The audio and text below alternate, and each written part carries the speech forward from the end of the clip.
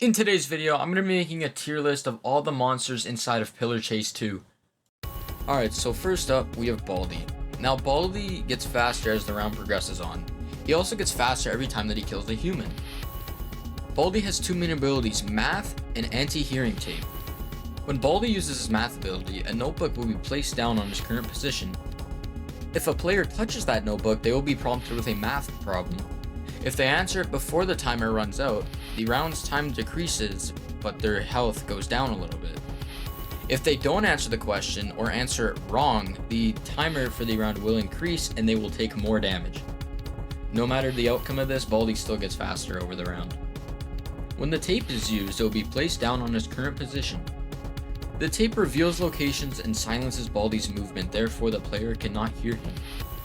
Baldi also starts off with 74 sprint speed, infinite stamina, and 45 damage per hit, which means he's incredibly fast but he can't really run. This is because he moves in small little bursts just like in his original game.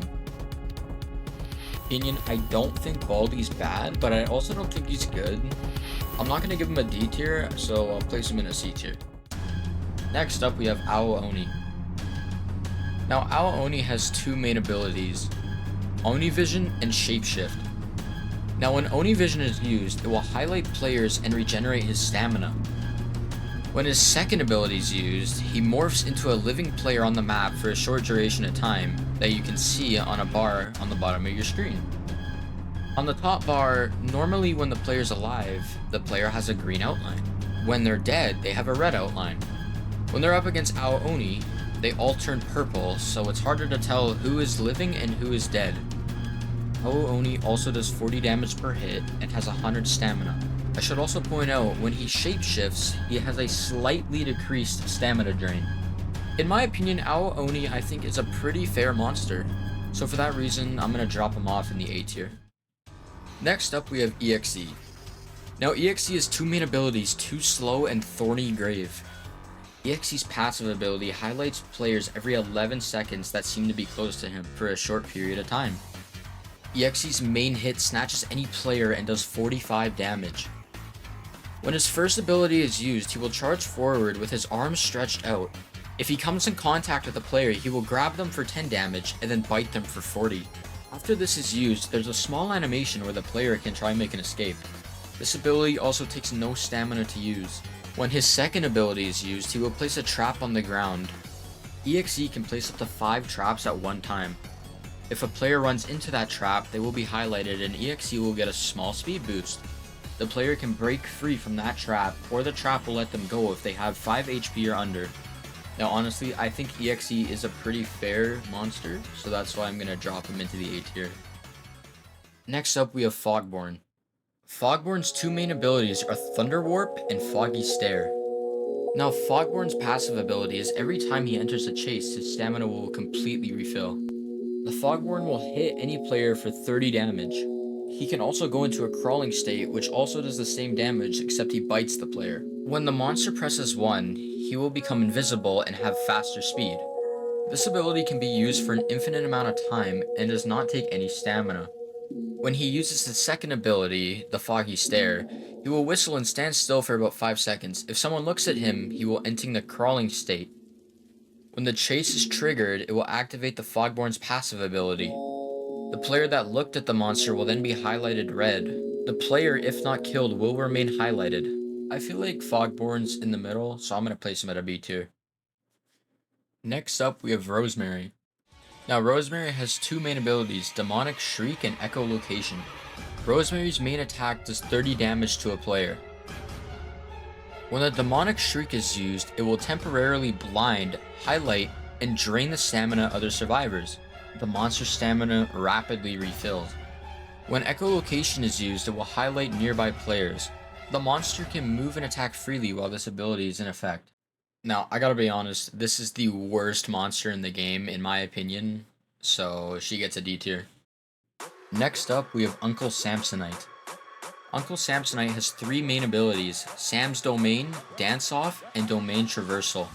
So for Uncle Samsonite, if you just press F, he'll just start dancing. His passive ability shows a dance bar on the top for the player. When he's in range of the player, that bar will go up, and if the bar reaches all the way, they will start dancing. Uncle Samsonite will hit players for 50 damage each. When Sam's domain is used, he will grab a player within his range with both hands and teleport him into his domain. Once that player's in the domain, they have to find the right door to exit. When domain traversal is used, Uncle Samsonite will teleport into his domain and can only hit players inside of it. When dance off is used, Uncle Samsonite will start moving his arms up and down. It will also highlight players near him purple. If the player's in range, their dance bar will start to go up. Once that dance bar is all the way up, they will start dancing and not be able to move. Now honestly, I like Uncle Samsonite in every way, so he gets an A tier. Next up, we have fucking Springtrap. Springtrap's two main abilities are Ventilation Error and Phantom Walk. Springtrap's passive ability lasts for 14 seconds and adds 35 extra damage to any monster's left click. Springtrap's normal left click will do 40 damage. When Ventilation Error is used, Springtrap will start to glitch out for around 5 seconds. The player's stamina will decrease insanely fast for a short duration. When Phantom Step is used, Springtrap will become covered in smoke and gain a massive speed boost and darkens player vision for 6 seconds. If you make contact with Springtrap when he's in this ability, you will get jump scared. This will then activate his passive ability. Now personally, from a player standpoint, I absolutely fucking hate him, but from the monster standpoint, I love him. And that's why we're giving him an S tier. Next up, we have Vapor. Now Vapor has two main abilities, Demonic Shift and Spider Skull Summon. Vapor's first passive ability creates a dark spear on his exact location. This happens every 20 seconds.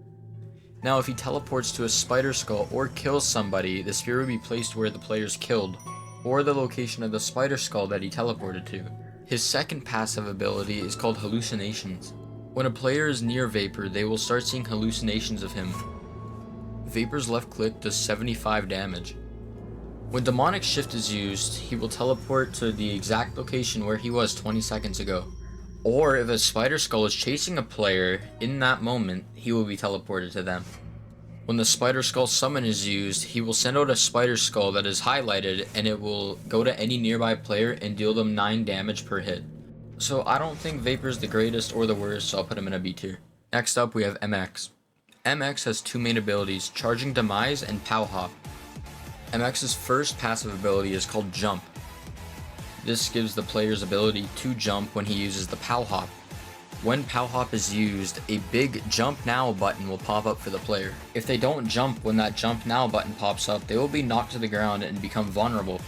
MX's second passive ability is called Bloodlust.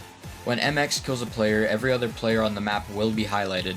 His stamina will also be regenerated all the way. MX's main attack does 80 damage. When Charging Demise is used, MX will start charging in the direction he is facing.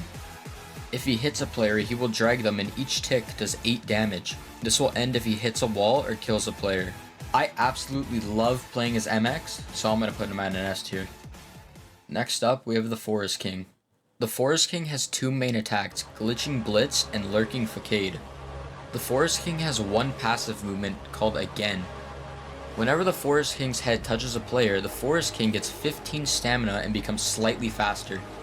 The monster's main attack, while sprinting, will headbutt forward and deal 25 damage. If walking, the monster will do 40 damage. When Glitching Blitz is used, the Forest King glitches out and sends a glitchy projectile forward. When these come in contact with the player will be blinded by a static screen. It will also slowly damage the player. When Lurking Facade is used, it will summon a transparent head to chase players for a short duration. If the head catches a player, a glitchy route will limit the player's movement. Personally, I think the Forest King is alright, so I'm going to put them at a B tier. For the last monster, we have Weird Yellow Smiling Thing. Now, Weird Yellow Smiling Thing has two main abilities, Gobble Bomb and Frenzy. This monster's main attack does 30 damage. When Gobble Bomb is used, this monster will spit out a ball that can ricochet off objects and explode after a few seconds. This will do 50 damage to the player. When Frenzy is used, this monster will make a growling noise and it will shake violently. It will highlight players for a short period of time and gain a little bit of speed, and the attacks become slightly faster as well. Now this monster can be easily outran, but this f***ing chase music goes so hard I gotta put him at an S tier. So this is the final tier list. Just remember, all of these are my opinion, but I do want to know, what would you guys change in this tier list? Let me know down in the comments. I will also have all the gameplay videos down in the description for you guys to go check out. And also the Pillar Chase 2 wiki where I got most of my information. And with that said, I will see all of you in the next one.